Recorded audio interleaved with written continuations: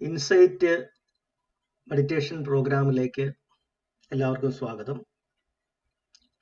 ഇത് 4ാമത്തെ സെഷനാണ്. കഴിഞ്ഞ 3 സെഷനുകളിൽ നമ്മൾ ആനപാനസതിയാണ് പ്രാക്ടീസ് ചെയ്തത്.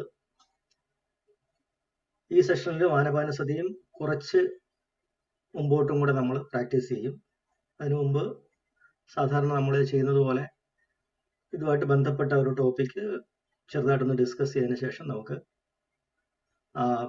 ഇതിലേക്ക് പോവാം, മെഡിറ്റേഷനിലേക്ക് പോവാം. നമ്മുടെ നാട്ടില് സാധാരണ ആൾക്കാര് ദൈവത്തെ വിളിക്കുന്നത്, അന്ധവിശ്വാസങ്ങളുടെ ഒക്കെ പുറകെ പോകുന്നത്, അനാചാരങ്ങളുടെ പുറകെ പോകുന്നത്, പൈസ ഒത്തിരി വേസ്റ്റ് ചെയ്യുന്നത്, മദ്യം മയക്കുമരുന്ന് കഴിക്കുന്നത്,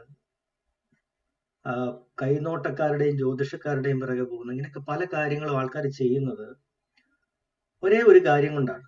അതായത് ഇനി വരുന്ന സമയങ്ങളിൽ അവർക്ക് സമാധാനപരമായ ഒരു ജീവിതം കിട്ടുമോ എന്നുള്ള ഒറ്റ കാര്യത്തിൽ ആശ്രയിച്ചാണ് ഈ പോക്കെല്ലാം ചെയ്യുന്നത്. വരാൻ പോകുന്ന നിമിഷങ്ങളിൽ, വരാൻ പോകുന്ന ദിവസങ്ങളിൽ, വരാൻ പോകുന്ന മാസങ്ങളിൽ, വരാൻ പോകുന്ന വർഷങ്ങളിൽ എനിക്ക് സമാധാനപരമായ ഒരു ജീവിത സാഹചര്യം ഉണ്ടാകുമോ എന്ന ചോദ്യമാണ് എല്ലാവരുടെയും മനസ്സിൽ. ചിലർക്ക് ജീവിതത്തിൽ വളരെയേറെ വലിയ ദുരന്തങ്ങൾ നേരിടുകയും ഉറ്റപ്പെട്ടവരുടെ ഉടയവരുടെയും വിയോഗം അല്ലെങ്കിൽ വേർപിരിയൽ അല്ലെങ്കിൽ വലിയ സാമ്പത്തിക നഷ്ടം അല്ലെങ്കിൽ ജീവിതം പ്രതിസന്ധിയാവുന്ന അവസ്ഥകൾ, ഇങ്ങനെ ഓരോന്നും ഓരോരുത്തരെ പിടികൂടുന്ന സമയത്താണ് ഓരോരുത്തരും അവരുടെ മാനസിക അവസ്ഥ അല്ലെങ്കിൽ അതിൻ്റെ ഒരു മനസ്സിന്റെ ഒരു കൂള്, മനസ്സിന്റെ ഒരു ഒരു ഒരു സമാധാനപരമായ അവസ്ഥ നഷ്ടപ്പെട്ട് ബാലൻസ് തെറ്റിപ്പോകുന്നു. അപ്പോൾ ചില വേദനകൾ അല്ലെങ്കിൽ ചില തിരിച്ചടികൾ അല്ലെങ്കിൽ ചില ദുരന്തങ്ങൾ എന്നും അവരെ വേട്ടയാടും. അതായത് ചിലപ്പോൾ ഉറ്റവരുടെ, ചില ഉടയവരുടെ വിയോഗം അല്ലെങ്കിൽ വേർപിരിയലൊക്കെ പിന്നെ തിരിച്ചു കിട്ടാനാവാത്ത രീതിയിലുള്ള ചില ദുരന്തങ്ങളാവുമ്പോൾ ആ ഓർമ്മകൾ അവരെ എപ്പോഴും വേട്ടയാടുകയും ചെയ്യും.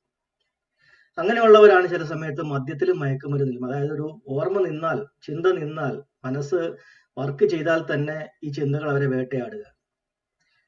ബോധം നശിച്ചു കിട്ടാൻ വേണ്ടിയിട്ട് അവര് ഉള്ള ബോധം കളയാൻ വേണ്ടിയിട്ട് മദ്യത്തിലും മയക്കുമരുന്നിനെ ആശ്രയിക്കുന്നവരുണ്ട്. അപ്പൊ ഇങ്ങനെ വിവിധ തരത്തിലുള്ള പ്രശ്നങ്ങളുമായിട്ടാണ് ആൾക്കാർ മുമ്പോട്ട് ജീവിക്കുന്നത്. കുട്ടികളാണെങ്കിൽ അവരുടേതായ സ്ട്രെസ്സുകൾ വേറെ, അവരുടേതായ ടെൻഷനുകൾ വേറെ, ഓരോരുത്തരും അവരവരുടേതായിട്ടുള്ള സ്ട്രെസ്സിലും ടെൻഷനിലുമാണ് ജീവിക്കുന്നത്.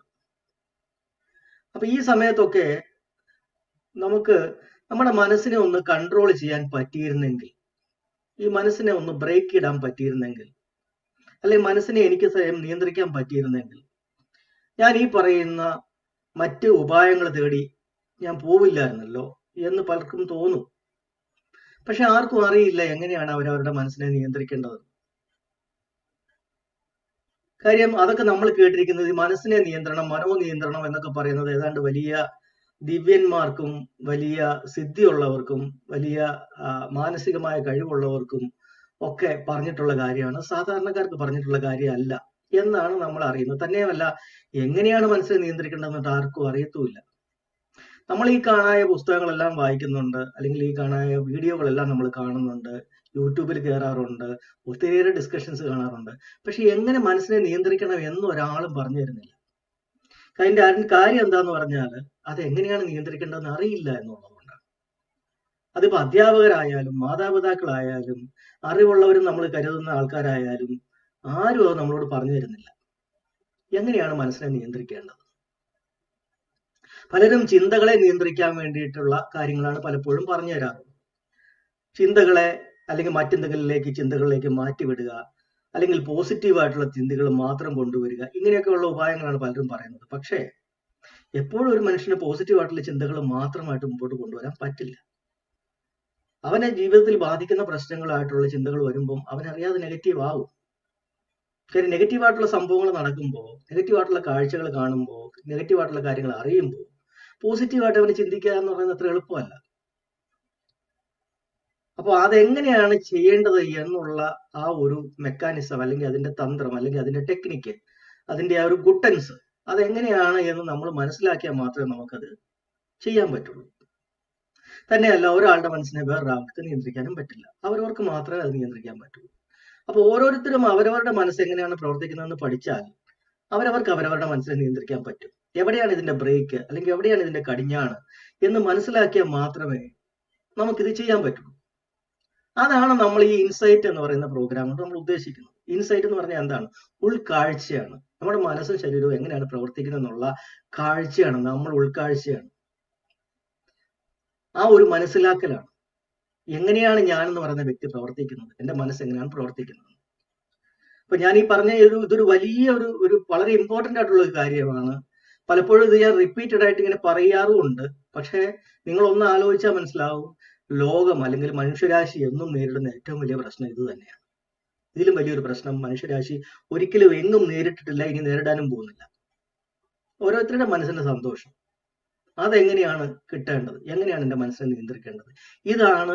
ബാക്കി എല്ലാം നമ്മൾ കണ്ടുപിടിച്ചിട്ടുണ്ടെങ്കിലും, ആർട്ടിഫിഷ്യൽ ഇന്റലിജൻസ് കണ്ടുപിടിച്ചിട്ടുണ്ടെങ്കിലും, ചൊവ്വയിലേക്ക് പോകാനുള്ള വഴികൾ കണ്ടുപിടിച്ചിട്ടുണ്ടെങ്കിലും ഒക്കെയും സ്വന്തം മനസ്സിനെ നിയന്ത്രിക്കുന്നത് എങ്ങനെയാണെന്ന് പലർക്കും അറിഞ്ഞുകൂടാ. അപ്പൊ ഇതാണ് നമ്മൾ ഏറ്റവും പ്രധാനപ്പെട്ട മനുഷ്യരാശി നേരിടുന്ന ഏറ്റവും വലിയ പ്രശ്നത്തെയാണ് നമ്മൾ ഈ പ്രോഗ്രാമിലൂടെ അഭിമുഖീകരിക്കുന്നത് എന്നാണ് നിങ്ങൾ ഓർക്കേണ്ടത്. ഞാൻ എപ്പോഴും പറയുന്നത് പോലെ, ഒരു ചിന്ത വരുമ്പോൾ മനസ്സ് അല്ലെങ്കിൽ മനസ്സിനകത്ത് ഒരു ചിന്ത വരുമ്പോൾ ശരീരത്ത് അതിന്റെ ഫീലിംഗ് ഉണ്ടാവും.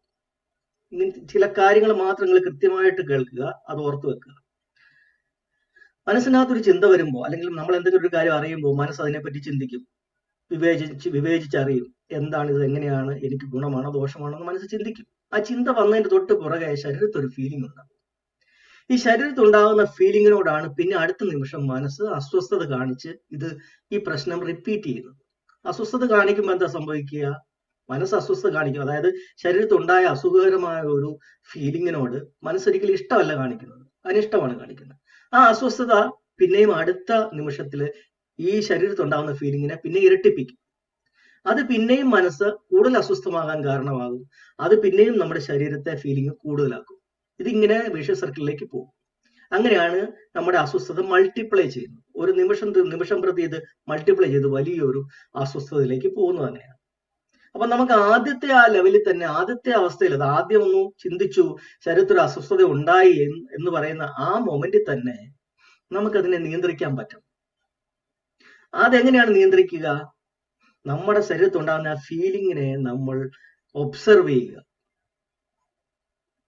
ഒബ്സർവ് ചെയ്യാതെ നമ്മൾ ഇട്ടാൽ നമ്മുടെ ഏത് ശീലമാണോ ആ ശീലത്തിനനുസരിച്ച് മനസ്സ് വർക്ക് ചെയ്തുകൊണ്ടേയിരിക്കും. മനസ്സിന്റെ ശീലം എന്താണ്?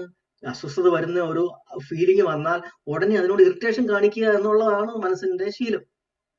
അപ്പൊ നമ്മൾ ഒബ്സർവ് ചെയ്യാതെ, അതിനെപ്പറ്റി നമ്മൾ അവെയർ ആവാതിരുന്നാൽ മനസ്സ് അതിന്റെ തനതായ ശീലത്തിൽ കൂടെ മുമ്പോട്ട് പോയിക്കൊണ്ടേയിരിക്കും.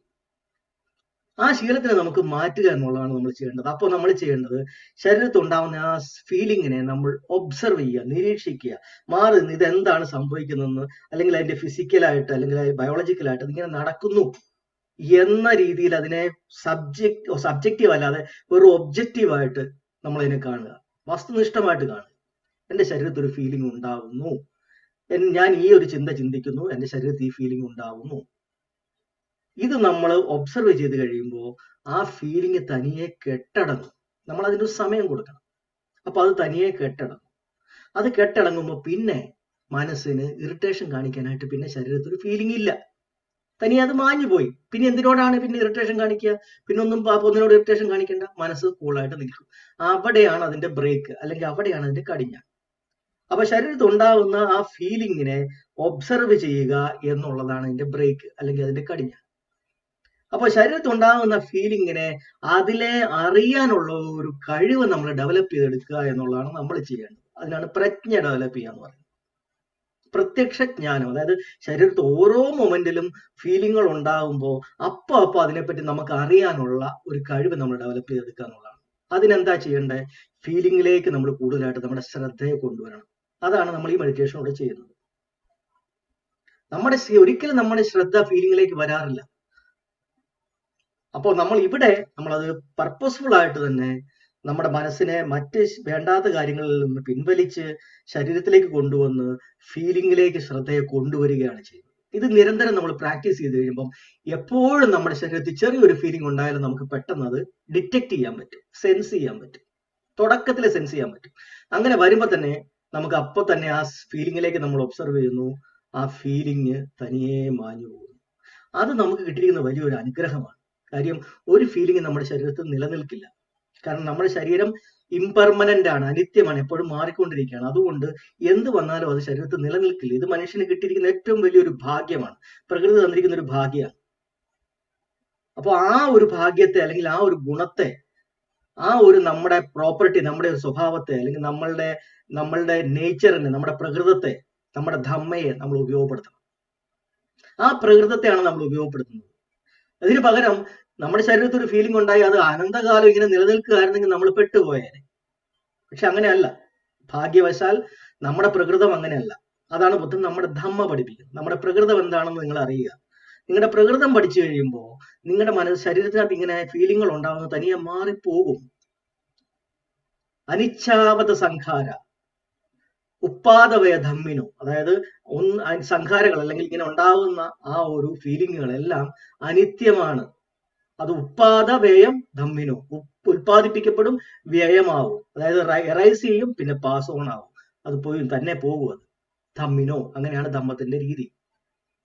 അപ്പൊ അത് നമ്മൾ പഠിക്കുമ്പോൾ നമുക്ക് മനസ്സിനെ കൺട്രോൾ ചെയ്യാനുള്ള ടെക്നിക്ക് നമുക്ക് ഈസി ആയിട്ട് കിട്ടും. ഇത് ഏതൊരു മനുഷ്യനും കിട്ടുന്നതാണ്. ഇതിന് വലിയ ദിവ്യനോ സിദ്ധനോ ഒന്നും ആവേണ്ട കാര്യമില്ല.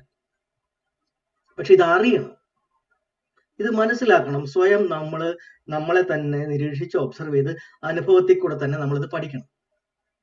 ഇത് പഠിച്ചു കഴിഞ്ഞാൽ നമുക്ക് എല്ലാവർക്കും ചെയ്യാൻ പറ്റുന്ന കാര്യമാണ്. അപ്പൊ നമ്മൾ ഇതുവരെ ചെയ്തുകൊണ്ടിരുന്ന വേണ്ടാത്ത യൂസ്ലെസ് ആയിട്ടുള്ള പല പ്രവൃത്തികളും നമുക്ക് പിന്നീട് വേണ്ടാന്ന് വെക്കാൻ പറ്റും. ഇതറിയാത്തത് കൊണ്ടാണ് നമ്മൾ പലതും തേടിപ്പോയതും പലതും തപ്പിപ്പോയതും പലതിന്റെയും പുറകെ പോയതും. ഇനിയിപ്പോ അതിന്റെ ആവശ്യമില്ല. അപ്പൊ നമ്മളുടെ ഈ ഒരു പ്രോഗ്രാം, ഇൻസൈറ്റ് എന്ന് പറയുന്ന പ്രോഗ്രാം മനുഷ്യരാശിക്ക് തന്നെ, ലോകത്തിന് തന്നെ ഏറ്റവും വലിയ ഇമ്പോർട്ടന്റ് ആയിട്ടുള്ള ഒരു പ്രോഗ്രാമാണ്. കേരളത്തിന് മാത്രമല്ല. അപ്പൊ അതുകൊണ്ട് ആവുന്നത്ര ആളുകളെ, ആവുന്നത്ര നിങ്ങളുടെ എന്താ പറയുക, ഫ്രണ്ട് സർക്കിളിലും മറ്റു കാര്യങ്ങളിലും ഒക്കെ ഉള്ള ആൾക്കാരെ ഇതിലേക്ക് നമ്മൾ കൊണ്ടുവരിക. നമുക്ക് അതിലൂടെ ഒത്തിരിയേറെ കാര്യങ്ങൾ, നമ്മൾക്കൊരു വ്യക്തിയെ നന്നാക്കി എടുക്കാൻ പറ്റും, അതിലൂടെ സമൂഹത്തെ നന്നാക്കി എടുക്കാൻ പറ്റും. അപ്പോൾ നമുക്ക് നമ്മുടെ മെഡിറ്റേഷനിലേക്ക് തന്നെ പോവാം. ഞാൻ നിങ്ങൾക്ക് ഇൻസ്ട്രക്ഷൻ തരാം. ഇതിൽ ഒടുവിൽ ചിലപ്പോൾ ഒരു 5 മിനിറ്റ് എങ്ങാനും നമുക്ക് ചിലപ്പോൾ ഒന്ന് സംസാരിക്കാൻ സമയം കിട്ടിയേക്കും. കൃത്യം 1 മണിക്കൂർ കൊണ്ടാണ് നമ്മുടെ ഈ സെഷൻ എപ്പോഴും അവസാനിപ്പിക്കുന്നത്. നമ്മൾ അധികം ദീർഘിപ്പിക്കുന്നില്ല. അപ്പൊ ആദ്യം എല്ലാവരും സ്ട്രെയിറ്റ് ആയിട്ട്, റിലാക്സ്ഡ് ആയിട്ട്, കംഫർട്ടബിൾ ആയിട്ടുള്ള ഒരു പൊസിഷനിൽ ഇരിക്കുക. ബോഡി കംപ്ലീറ്റ് ആയിട്ട് റിലാക്സ് ചെയ്യുക. ഷോൾഡറും റിലാക്സ് ചെയ്യുക. നമ്മുടെ ശരീരത്തിൽ എന്തെങ്കിലും ഒരു ബലംപിടുത്തം ഉണ്ടെങ്കിൽ നമ്മൾ അറിയാതെ നമ്മുടെ മനസ്സ് അതിലേക്ക് പോകും. അതുകൊണ്ടാണ് കംപ്ലീറ്റ് റിലാക്സ് ചെയ്യാൻ പറയുന്നത്. റിലാക്സ് ചെയ്ത് കഴിയുമ്പോൾ നമുക്ക് വേണ്ടാത്ത ഒത്തിരിയേറെ മനസ്സിന്റെ ഭാരം ഒഴിയും. അതിനുശേഷം നമുക്ക് നേരിട്ട് നമ്മുടെ ഒബ്സർവേഷനിലേക്ക് നമുക്ക് പോകാൻ പറ്റും. എല്ലാവരും ഒന്ന് ദീർഘമായിട്ട് 2-3 തവണ ശ്വാസമൊക്കെ എടുത്ത് ഒന്ന് റിലാക്സ് ചെയ്യുക. കണ്ണടയ്ക്കുക.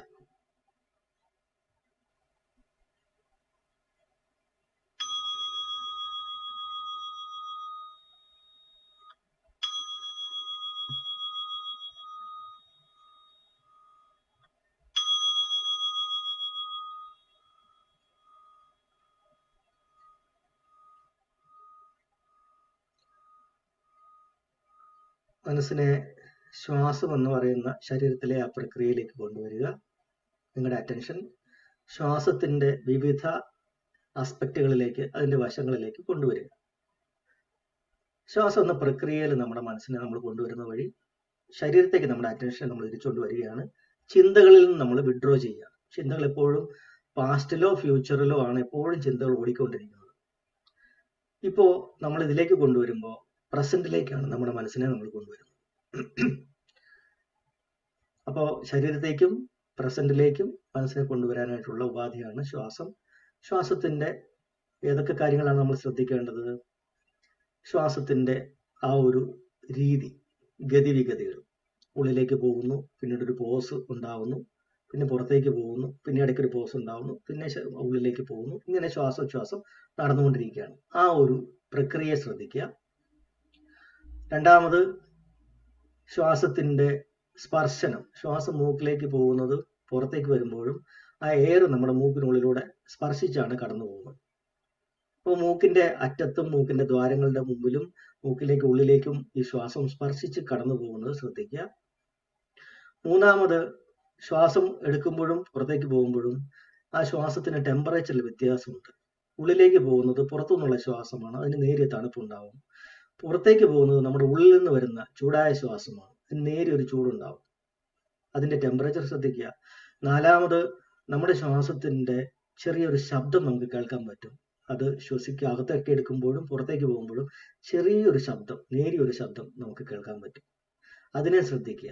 അപ്പൊ നമ്മൾ ശരിക്കും ഫോക്കസ് ചെയ്യേണ്ടി വരും. അതുപോലെ തന്നെ നമ്മുടെ ശ്വാസം പുറത്തേക്ക് വരുമ്പോൾ നമ്മുടെ മീശയുള്ള ഭാഗം, അതായത് ആണുങ്ങളുടെയാണ് മീശയുള്ള മേൽചുണ്ടിന് മുകളിൽ നമ്മുടെ മൂക്കിന് താഴെയുള്ള ആ ഭാഗത്ത് ശ്വാസം സ്പർശിക്കുന്നത് നിങ്ങൾക്ക് ഫീൽ ചെയ്യാൻ പറ്റുന്നുണ്ടോ എന്ന് വളരെ കീനായിട്ടൊന്ന് ഒബ്സർവ് ചെയ്യുക. ഇത്രയും കാര്യങ്ങൾ ശ്രദ്ധിക്കുക. ഇതിനിടയ്ക്ക് ചിന്തകളിലേക്ക് മനസ്സ് പോകുമ്പോൾ വളരെ സാവധാനം തിരിച്ച് മനസ്സിനെ കൊണ്ടുവരിക ശ്വാസത്തിലേക്ക്.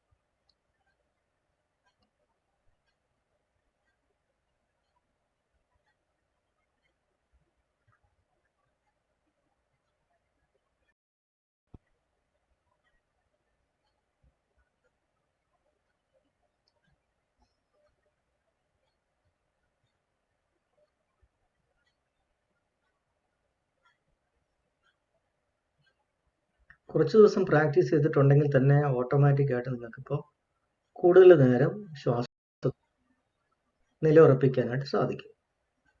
ആദ്യം തുടങ്ങുമ്പോൾ വളരെ കുറവായിരിക്കും ശ്വാസത്തിൽ നിലനിൽക്കുന്ന സമയം. പക്ഷെ നമ്മൾ നിരന്തരമായി പ്രാക്ടീസ് ചെയ്യുമ്പോൾ ചിന്തകളുടെ ആ ഒരു ദൈർഘ്യം കുറഞ്ഞു വരികയും ശ്വാസത്തിൽ നമ്മുടെ സമയം കൂടി വരികയും ചെയ്യും.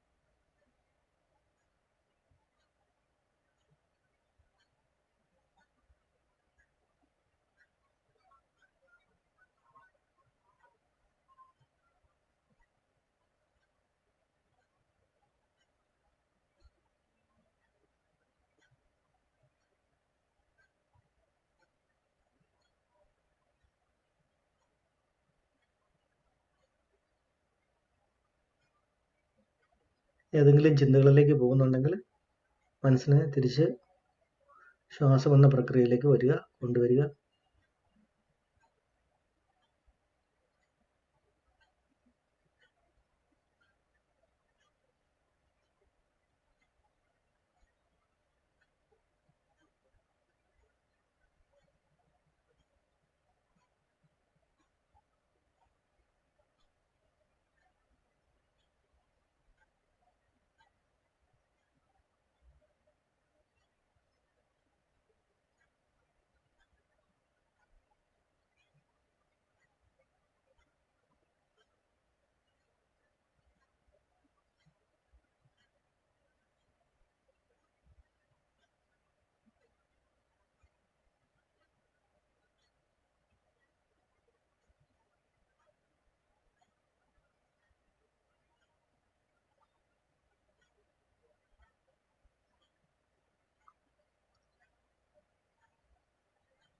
നമ്മുടെ കോൺസെൻട്രേഷൻ കൂടുതലായി വരുമ്പോൾ ശ്വാസത്തിൽ തന്നെ കൂടുതൽ നേരം നമ്മൾ നിലയുറപ്പിക്കുന്ന ഒരു അവസ്ഥ വരുമ്പോൾ നമ്മുടെ ശ്വാസം വളരെ നേർത്ത ശ്വാസമാകും, വളരെ മന്ദഗതിയിലാകും.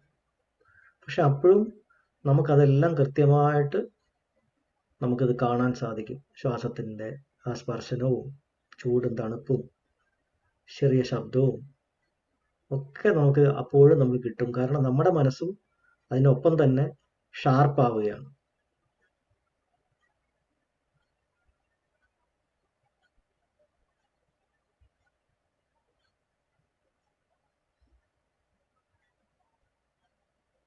അതോടൊപ്പം നമ്മുടെ മേൽചുണ്ടിന് മുകളിലുള്ള ഭാഗത്ത് ശ്വാസം സ്പർശിക്കുന്നുണ്ടോ, വന്നടിക്കുന്നത് നിങ്ങൾക്ക് കിട്ടുന്നുണ്ടോ എന്ന് ശ്രദ്ധിക്കുക. ഇല്ലെങ്കിൽ കോൺസെൻട്രേഷൻ പതുക്കെ കൂട്ടിയാൽ മതി, എല്ലാം കറക്റ്റായിട്ട് വന്നോളും. ഒരിക്കലും മനസ്സുകൊണ്ട് ഇറിറ്റേഷൻ കാണിക്കരുത്. ഇറിറ്റേഷൻ എന്ന് പറയുന്നത് മറ്റൊരു ചിന്തയാണ്, അസ്വസ്ഥതയാണ് അത് ഉണ്ടാക്കുന്നത്. നമ്മൾ വെറുതെ ഒബ്സർവ് ചെയ്താൽ മതി. പ്രകൃതി അതിൻ്റെ ജോലി കൃത്യമായി ചെയ്തോളും.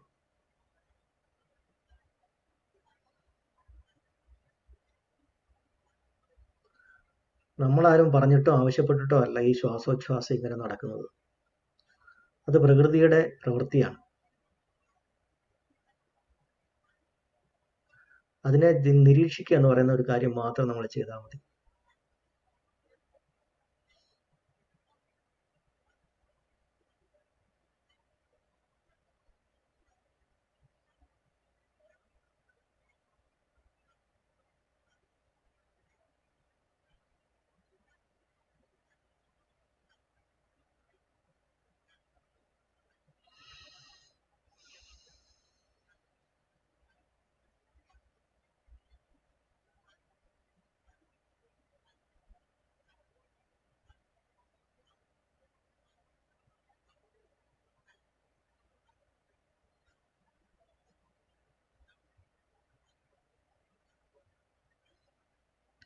ഇനി മൂക്കെന്ന് പറയുന്ന ആ അവയവം മൊത്തമായിട്ട്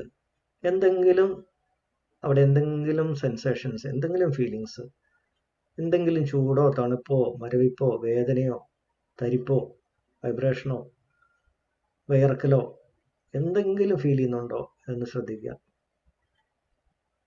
മൂക്ക്, മേൽചുണ്ടിന് മുകളിലുള്ള ഭാഗം, മൂക്കിന്റെ ഉൾവശം, മൊത്തത്തിൽ ആ ഒരു ത്രികോണാകൃതിയിലുള്ള അത്രയും പോർഷൻ, നമ്മുടെ രണ്ട് കണ്ണിന്റെയും ചുണ്ടിന്റെയും ഇടയ്ക്കുള്ള ആ ഒരു പോർഷൻ, അത് പൂർണ്ണമായിട്ടൊന്ന് ശ്രദ്ധിക്കുക.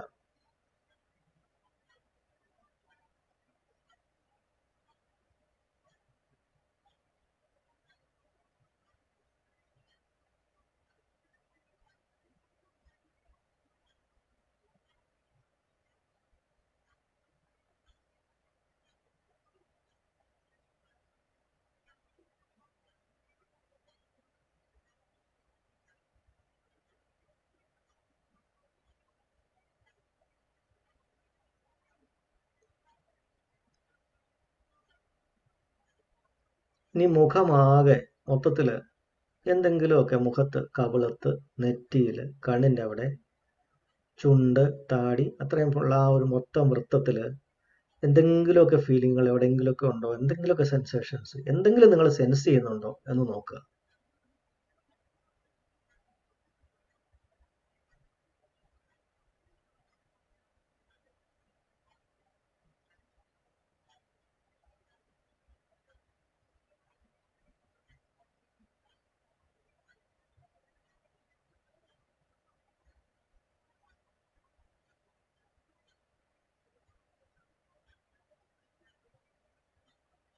നമ്മുടെ കണ്ണുകൾ ഉൾപ്പെടെയാണ് നമ്മൾ നോക്കേണ്ടത്.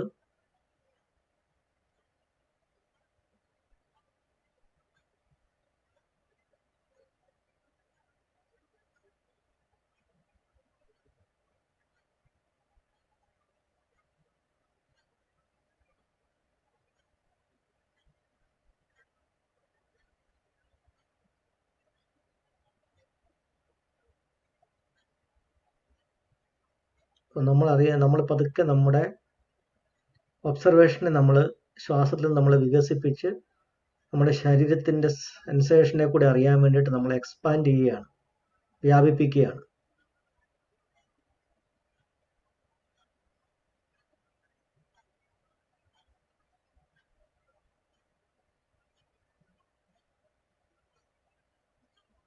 ഇതോടൊപ്പം നമ്മുടെ 2 കൈവെള്ളകളും ഒന്ന് ശ്രദ്ധിക്കുക.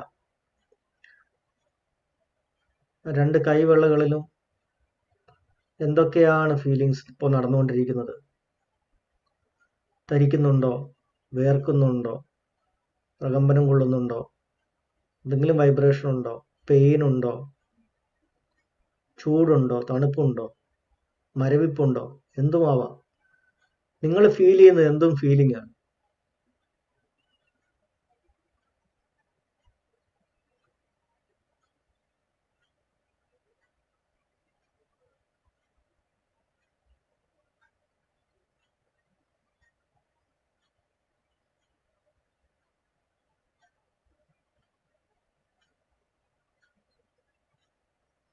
അതോടൊപ്പം ശ്വാസവും ശ്രദ്ധിക്കുക.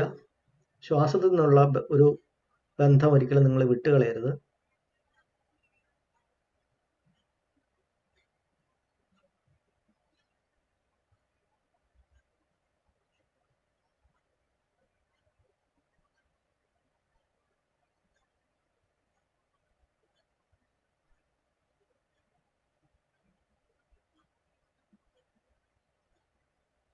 ശ്വാസമാണ് നമ്മുടെ പിടിവള്ളി.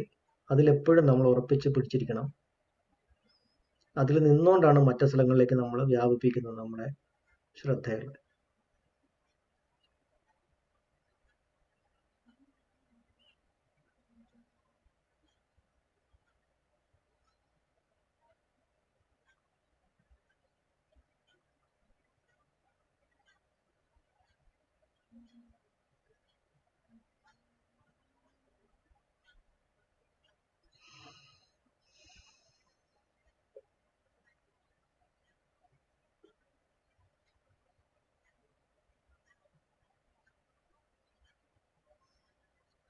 ഇനി കൂടെ തന്നെ കാൽവെള്ളകളെയും കൂടി ശ്രദ്ധിക്കുക. 2 കാൽവെള്ളകളും ആ കാലിലെ വിരലുകളും അവിടെയും ഇതുപോലെ എന്തെങ്കിലും രീതിയിൽ നിങ്ങൾ ഫീൽ ചെയ്യുന്നുണ്ടോ എന്ന് ശ്രദ്ധിക്കുക. തണുപ്പോ, ചൂടോ, മരവിപ്പോ, വൈബ്രേഷനോ എന്തെങ്കിലും സെൻസ് ചെയ്യുന്നുണ്ടോ എന്ന് നോക്കുക. വേദനയോ എന്തായാലും കുഴപ്പമില്ല.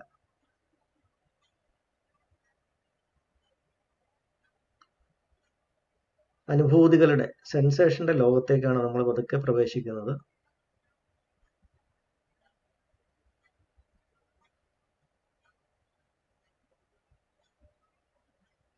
എന്തെങ്കിലും ഒരു ശ്രദ്ധ പാളിപ്പോകുന്നുണ്ടെങ്കിൽ തിരിച്ച് ശ്വാസത്തിൽ പിടിച്ചോളുക.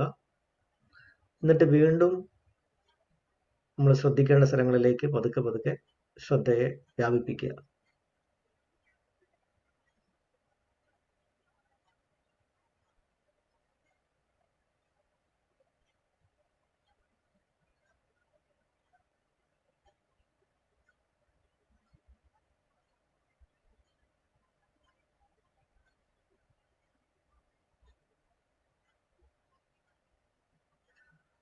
ചിലപ്പോൾ ശരീരത്തിന്റെ എവിടെയെങ്കിലും കുറച്ച് വലിയ ഫീലിങ്ങുകൾ എന്തെങ്കിലും ഉണ്ടാവാം. ചിലപ്പോൾ ഒരു ചൊറിച്ചിലോ എന്തെങ്കിലും ഒരു പെയിനോ തരിപ്പോ മരവിപ്പോ ഒക്കെ ഉണ്ടാവും. അങ്ങനെ എന്തെങ്കിലും തോന്നുന്നുണ്ടെങ്കിൽ അതിനെയും ശ്രദ്ധിക്കുക. ശ്രദ്ധിച്ചിട്ട് തിരിച്ച് ശ്വാസത്തിലേക്ക് വരിക. എന്നിട്ട് നമ്മുടെ മുഖം, കൈവെള്ളകൾ, കാൽവെള്ളകൾ, ശ്വാസം എന്നീ 4 കാര്യങ്ങളിൽ ശ്രദ്ധിച്ചുകൊണ്ടേയിരിക്കുക.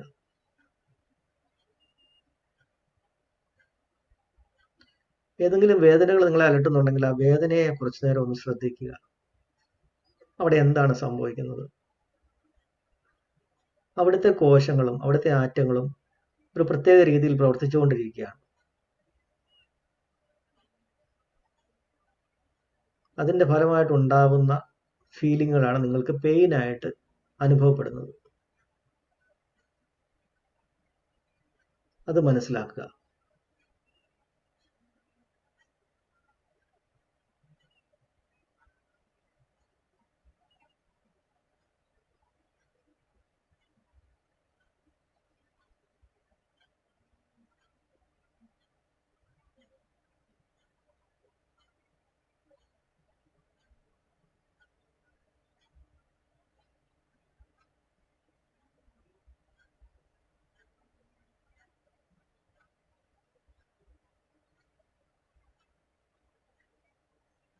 കഴുത്ത്, ഷോൾഡർ തുടങ്ങിയവയിൽ ചില സമയത്ത് ഒരു വേദന തോന്നാൻ സാധ്യതയുണ്ട്. നമ്മളിങ്ങനെ നേരെ ഇരിക്കുമ്പോൾ അവിടെ മാക്സിമം റിലാക്സ് ചെയ്യുക, സ്ട്രെയിറ്റ് ആയിട്ടിരിക്കുക.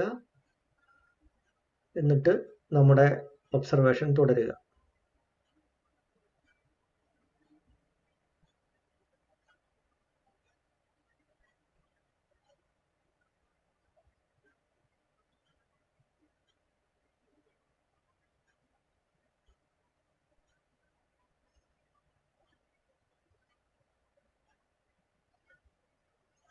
ചിലപ്പോൾ ചില വല്ലാത്ത ചിന്തകൾ പെട്ടെന്ന് കടന്നു വരാൻ സാധ്യതയുണ്ട്.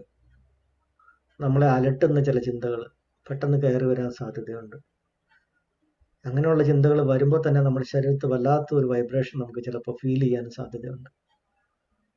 ചിലപ്പോൾ ഒരു ശബ്ദം കേൾക്കുമ്പോൾ ഒക്കെ അതുപോലെ സംഭവിക്കാറുണ്ട്. അങ്ങനെയുള്ളതിനെയൊക്കെ നിരീക്ഷിക്കുക, മനസ്സിലാക്കുക.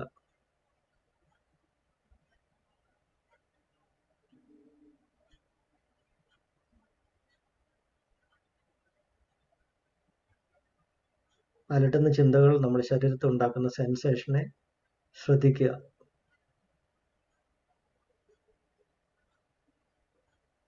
അത് വരുമ്പോൾ തന്നെ ആ നമ്മുടെ മനസ്സ് അതിനോട് പ്രതികരിക്കാൻ കിടന്ന് ചാടുന്ന ചാട്ടം നമുക്ക് കാണാൻ പറ്റും. അത് കുറച്ചും കൂടെ മുമ്പോട്ടേക്ക് പോകുമ്പോൾ എല്ലാവർക്കും കിട്ടും അത്.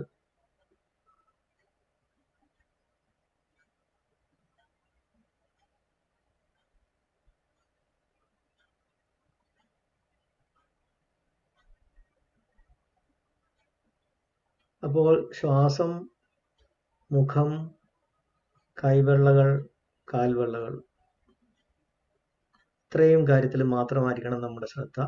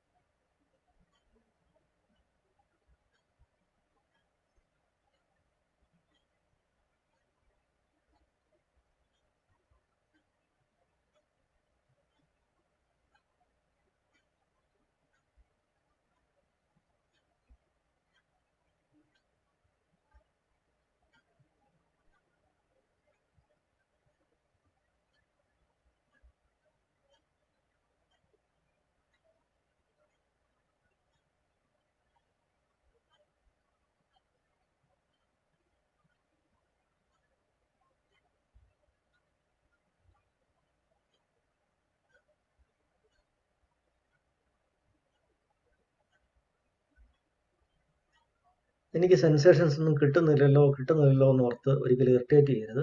ഇറിറ്റേറ്റഡ് ആവുകയും ചെയ്യരുത്. അത് തനിയെ വന്നോളും. നമ്മുടെ കോൺസെൻട്രേഷൻ കൂട്ടിയാൽ മാത്രം മതി. അഥവാ കിട്ടുന്നില്ലെങ്കിൽ ശ്വാസത്തിൽ വീണ്ടും ശ്രദ്ധിച്ച് ശ്വാസത്തിൽ ഉള്ള ഫോക്കസ് ആനപാനസതി കുറച്ചുകൂടെ സ്ട്രോങ് ആക്കിയാൽ മതി.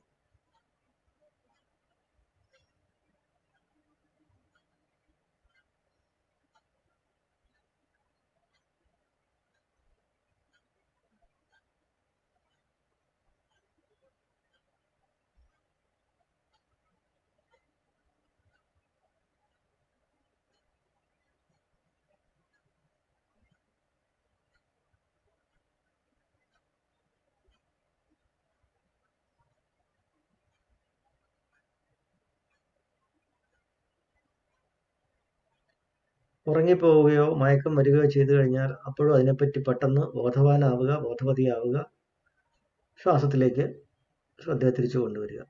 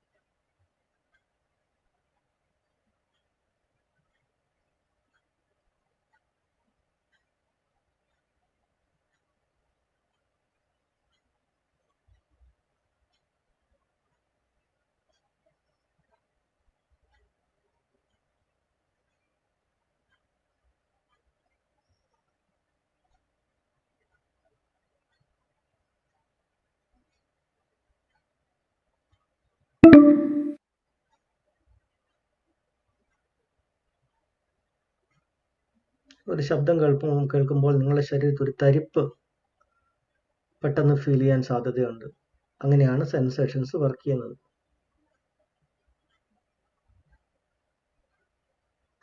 ഓരോ ചിന്തകൾക്കനുസരിച്ചും നമ്മൾ അറിയുന്ന ഓരോ കാര്യങ്ങൾക്കനുസരിച്ചും ഇതുപോലെ ശരീരത്ത് ഫീലിങ്ങുകൾ വരാറുണ്ട്. നമ്മൾ കോൺസെൻട്രേറ്റഡ് ആയിട്ടിരിക്കുന്ന സമയത്ത് മാത്രമേ നമുക്കത് കൃത്യമായിട്ട് കിട്ടുകയുള്ളൂ.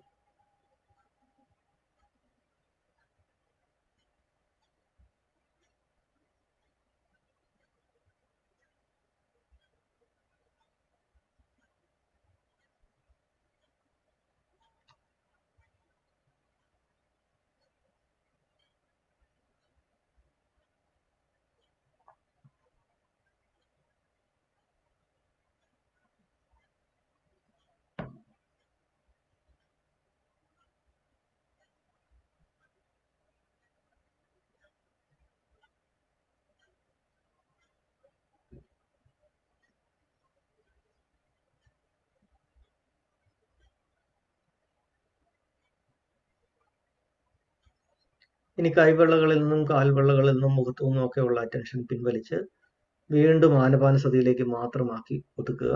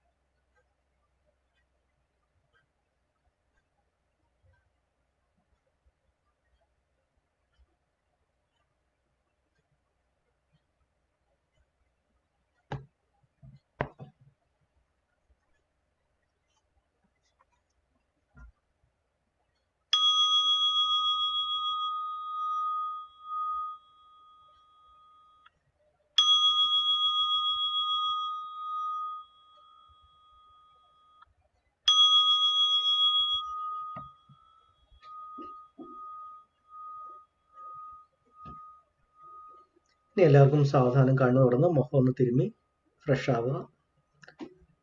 ഒരു 5 മിനിറ്റ് 10 മിനിറ്റോളം ഉണ്ട്. നമുക്ക് എന്തെങ്കിലും നമുക്ക് ചോദിക്കണമെന്നുണ്ടെങ്കിലോ സംശയങ്ങളായിട്ട് എന്തെങ്കിലും ഉണ്ടെങ്കിലോ ചോദിക്കാം.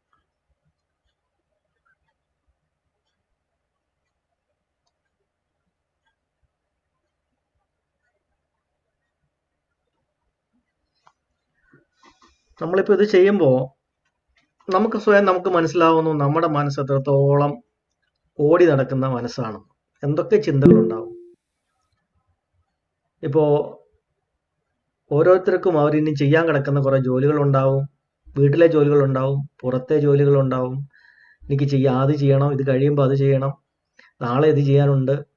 ഇങ്ങനെ പല പല കാര്യങ്ങൾ ആൾക്കാരുടെ മനസ്സിൽ കൂടെ ഇങ്ങനെ കടന്നു പോയിക്കൊണ്ടിരിക്കും. നമ്മളിതൊക്കെ ചെയ്യുമ്പോഴും നമ്മുടെ മനസ്സിനകത്തൂടെ ഇങ്ങനെ വന്ന് അലട്ടിക്കൊണ്ട് ഇരിക്കും ഈ ചിന്തകളൊക്കെ.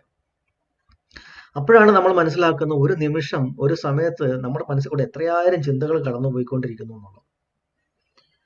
നമ്മുടെ കുട്ടികളുടെ മനസ്സിലും നമ്മുടെ യുവത്വത്തിന്റെ മനസ്സിലും ഒക്കെ ആൾക്കാർ കൂടി തമാശ പറഞ്ഞ് ആർത്തുല്ലസിച്ച്, ചിലപ്പോൾ അടിപിടി കൂടി, ചിലപ്പോൾ ബൈക്കിന്റെ മുകളിൽ കയറി കിടന്ന് പാഞ്ഞ് വെള്ളം അടിക്കാനൊക്കെ പോയി, സിനിമ കണ്ട് പിള്ളേരെ കമന്റ് അടിച്ച് ബഹളം ഉണ്ടാക്കിയൊക്കെ നടക്കുന്ന യുവത്വങ്ങളെയൊക്കെ കാണുമ്പോൾ അവരുടെയൊക്കെ മനസ്സ് അവരെ കൊണ്ട് വലിച്ചുകൊണ്ട് പോവുകയാണ്. അവരൊന്നും ഒരാൾ പോലും അവരെന്താണ് ചെയ്യുന്നത്, അവരുടെ മനസ്സിനകത്തെ ചിന്തകൾ എന്താണെന്ന് ഒരിക്കലും അവരാരും ചിന്തിക്കുന്നില്ല. അവര് ആർത്തുല്ലസിച്ച് ആർത്തട്ടഹസിച്ച് ഇങ്ങനെ നടക്കുകയാണ്. ചിരിക്കുന്നുണ്ടാവും, കരയുന്നുണ്ടാവും, സങ്കടപ്പെടുന്നുണ്ടാവും, ടെൻഷൻ ഉണ്ടാവുന്നുണ്ടാവും. എല്ലാം അവരിങ്ങനെ മാറി മാറി മാറി അവരുടെ മനസ്സിൽ റിഫ്ലക്ട് ചെയ്തുകൊണ്ടിരിക്കുകയാണ്, മുഖത്ത് റിഫ്ലക്ട് ചെയ്തുകൊണ്ടിരിക്കുകയാണ്. അതിനിടയ്ക്ക് അവർ വേണ്ടാത്ത ചില കൂട്ടുകെട്ടിൽ ചെന്നുപെടുന്നു, വേണ്ടാത്ത ശീലങ്ങളിൽ ചെന്നുപെടുന്നു, അതിനകത്ത് ഇൻവോൾവ് ആവുന്നു. അങ്ങനെ പല വഴിക്കൂടെ പോയി ഒട്ടേറെ ശീലങ്ങൾ ഉണ്ടാക്കി നല്ലതും ചീത്തയുമായിട്ടുള്ള ഒത്തിരിയേറെ ശീലങ്ങൾ ഉണ്ടാക്കിയാണ് ഒരാൾ വലുതായി വരുന്നത്. പക്ഷേ അവരവർക്ക് ഓരോരുത്തർക്ക് അവരവരുടെ മനസ്സിനെ പറ്റി ഒന്ന് നിരീക്ഷിക്കാനും, എങ്ങനെയാണ് എൻ്റെ മനസ്സ് എന്ന് എല്ലാ ദിവസവും വൈകിട്ടോ അല്ലെങ്കിൽ രാവിലെയോ ഒരു അരമണിക്കൂർ അവർക്ക് ഇരുന്ന് നോക്കാനും അവരുടെ മനസ്സിനെ ഒന്ന് ശ്രദ്ധിക്കാനുമുള്ളൊരു കഴിവ് നമ്മുടെ ഈ തലമുറയ്ക്ക് കിട്ടിയിരുന്നെങ്കിൽ, ഈ വരുന്ന തലമുറയ്ക്ക് കിട്ടിയിരുന്നെങ്കിൽ അവർ സ്വയം ഒത്തിരിയേറെ കാര്യങ്ങളിൽ അവരെ തന്നെ നിയന്ത്രിച്ചേനെ. അങ്ങനെയാണ് നമ്മൾ നിയന്ത്രണം കൊണ്ടുവരേണ്ടത്. അല്ലാതെ പുറത്തുനിന്നുള്ള ശിക്ഷകൾ കൂട്ടിക്കൂട്ടി, ശിക്ഷയുടെ കാഠിന്യം കൂട്ടിക്കൂട്ടിയല്ല നമ്മൾ ഒരു സമൂഹത്തെ ഉണ്ടാക്കിയെടുക്കേണ്ടത്. ശിക്ഷയെ പേടിച്ച് മാത്രം കാര്യങ്ങൾ ചെയ്യാതിരിക്കുന്ന ഒരു കൂട്ടരെ അല്ല നമുക്ക് വേണ്ടത്. ശിക്ഷയെ പേടിച്ച് മാത്രം കാര്യങ്ങൾ ചെയ്യുന്നവർ അവരുടെ ഉള്ളിലെ ശീലങ്ങൾ അവർ മാറ്റില്ല. ശിക്ഷയില്ലാത്ത അനുകൂലമായ സാഹചര്യങ്ങൾ വരുമ്പോൾ അവരവരുടെ സ്വഭാവങ്ങൾ പുറത്തെടുക്കുകയും ചെയ്യും. അപ്പോൾ അത് നമ്മൾ മനസ്സിലാക്കിയിരിക്കുക. നമ്മുടെ ഈ ഒരു എക്സർസൈസ് അതൊരു ഒരു ഒരു സ്കില്ലാണ്. നമ്മൾ പാട്ട് പഠിക്കുന്ന പോലെ, എന്തെങ്കിലും ഇൻസ്ട്രുമെന്റ് വായിക്കാൻ ശീലിക്കുന്നത് പോലെ, നീന്തൽ പഠിക്കുന്ന പോലെ, സൈക്കിൾ പഠിക്കുന്നത് പോലെ, എന്തും പഠിക്കുന്നത് പോലെ ഒരു സ്കില്ലാണ്. നമ്മൾ പതുക്കെ പതുക്കെ നമ്മുടെ ശരീരത്തിലുള്ള സെൻസേഷനെ ശ്രദ്ധിച്ച് അതിലേക്കുള്ള അവയർനെസ് കൂട്ടി വരികയാണ്. അത് ഒരു ഘട്ടം എത്തിക്കഴിയുമ്പോൾ നിങ്ങൾക്കത് നിങ്ങളുടെ ലൈഫിന്റെ ഭാഗമാവും, നിങ്ങളുടെ സ്വഭാവത്തിന്റെ ഭാഗമാവും. അല്ലാതെ എന്നും എപ്പോഴും നമ്മൾ ഇതുപോലെ മെഡിറ്റേറ്റ് ചെയ്തുകൊണ്ടിരിക്കേണ്ട കാര്യം വരുന്നില്ല. വൺസ് അത് കിട്ടിക്കഴിഞ്ഞാൽ നമ്മൾ ദൈനംദിനം ചെയ്യുന്ന പ്രവർത്തികളുടെ കൂടെ തന്നെ നമുക്ക് നമ്മുടെ ഈ പ്രജ്ഞയും നമ്മുടെ അവയർനെസ്സും നമ്മുടെ സെൻസേഷനുള്ള അവയർനെസ്സും നമുക്ക് കൂടെ കൊണ്ടുപോകാൻ പറ്റും. അപ്പോൾ നമ്മൾ ബ്ലൈൻഡ് ആയിരിക്കത്തില്ല. നമ്മളെപ്പോഴും നമ്മുടെ ഒരു ശ്രദ്ധ നമ്മുടെ സെൻസേഷനിലും ഉണ്ടായിരിക്കും. അപ്പൊ നമ്മൾ എന്തെങ്കിലും പ്രവർത്തിക്കുമ്പോഴോ ചെയ്യുമ്പോഴോ പറയുമ്പോഴോ ഒക്കെ നമ്മുടെ മനസ്സിനകത്ത് ഉണ്ടാവുന്ന ഭാവങ്ങളും നമ്മുടെ ശരീരത്തിൽ ഉണ്ടാകുന്ന ഫീലിങ്ങുകളെയും കൂടെ കണക്കിലെടുത്തുകൊണ്ടായിരിക്കും നമ്മൾ എപ്പോഴും ഒരു കാര്യം ചെയ്യുക. അങ്ങനെയാണ് ഒരു വ്യക്തി അയാളെ സ്വയം നിയന്ത്രിച്ച് ബാലൻസ് ചെയ്ത് മുമ്പോട്ട് പോകുന്ന ഒരു വ്യക്തിയായി മാറുന്നത്. ഇപ്പോൾ പോകുന്നത് ഒരു ബാലൻസും ഇല്ലാത്തൊരു ഒരു സ്ഥലത്ത് ഒരു തലമുറയാണ്. അവരുടെ മനസ്സ് ഏതുവഴിയൊക്കെ വലിച്ചുകൊണ്ട് പോകുന്നു, അവരതിൻ്റെ ഒക്കെ പുറകെ പോവുകയാണ്. അപ്പോൾ ഇതുവരെ വന്നിരുന്നവർക്കും കേട്ടിരുന്നവർക്കും പ്രാക്ടീസ് ചെയ്തവർക്കും ഒത്തിരി നന്ദി. നിങ്ങളുടെ കൂട്ടുകാരെയും നിങ്ങളുടെ അറിവുള്ളവരെയും പരിചയക്കാരെയും ഒക്കെ ഇതിലേക്ക് കൊണ്ടുവരിക. കൂടുതൽ ഇതിനെ പ്രൊമോട്ട് ചെയ്യുക, ഇതിനെ പ്രചരിപ്പിക്കുക. ഈ വീഡിയോ നമ്മൾ റെക്കോർഡ് ചെയ്ത് യൂട്യൂബിൽ ലിങ്ക് ഇടുന്നുണ്ട്. ആ ലിങ്ക് എല്ലാവർക്കും അയച്ചു കൊടുക്കുന്നുണ്ട്. മാക്സിമം ആൾക്കാരിലേക്ക് ഈ ലിങ്കുകൾ ഷെയർ ചെയ്യുക, എല്ലാവരിലും എത്തിക്കുക. നമുക്ക് ഓരോരുത്തർക്കും സ്വയം സമാധാനം ഉണ്ടാവാനും നമ്മുടെ ചുറ്റുമുള്ള ആൾക്കാർക്ക് സന്തോഷം സമാധാനം ഉണ്ടാവാനും വേണ്ടാത്ത ഒത്തിരിയേറെ തെറ്റായ കാഴ്ചപ്പാടുകൾക്കും ശീലങ്ങൾക്കും ഒക്കെ മാറ്റം വരുത്താനും നല്ലൊരു സമൂഹത്തെ ഉണ്ടാക്കിയെടുക്കാനും വേണ്ടിയിട്ട് നമ്മൾ ഈ ഒരു ഉദ്യമത്തെ, ഈ ഒരു പ്രസ്ഥാനത്തെ, ഈ ധമ്മ പ്രസ്ഥാനത്തെ എല്ലാവരും കൂടി ചേർന്ന് മുമ്പോട്ടേക്ക് കൊണ്ടുപോവുക. എല്ലാവരും ഇത് ദൈനംദിനം പ്രാക്ടീസ് ചെയ്യണം. പ്രാക്ടീസ് ചെയ്താൽ മാത്രമേ ഇതിന് പ്രയോജനം ഉണ്ടാവുള്ളൂ. വൺസ് പക്ഷേ നിങ്ങൾക്ക് ആ സ്കില്ല് കിട്ടിക്കഴിഞ്ഞാൽ പിന്നെ അത് നിങ്ങളുടെ ഭാഗമായി മാറിക്കഴിയും. അപ്പം മറ്റോരോരുത്തരും വിഷമത്തിൽ ഇങ്ങനെ ജീവിക്കുമ്പോൾ നിങ്ങളുടെ മനസ്സിലുള്ള സമാധാനമായിട്ട് നിങ്ങൾക്ക് ജീവിക്കാൻ പറ്റും. അതാണ് ഇതുകൊണ്ടുള്ള പ്രയോജനം.